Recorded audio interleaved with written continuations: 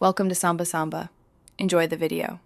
In this video, I will explain how to connect your phone to an Infiniti FX35.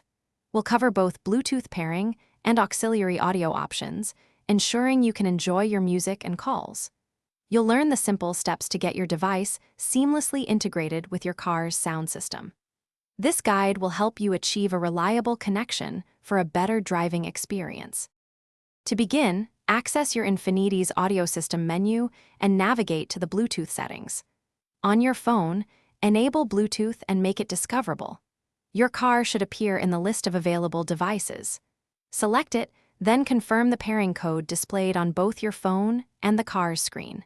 This establishes a secure wireless connection for calls and audio streaming. If your Infiniti FX35 has an auxiliary input, it's often located in the center console or dashboard.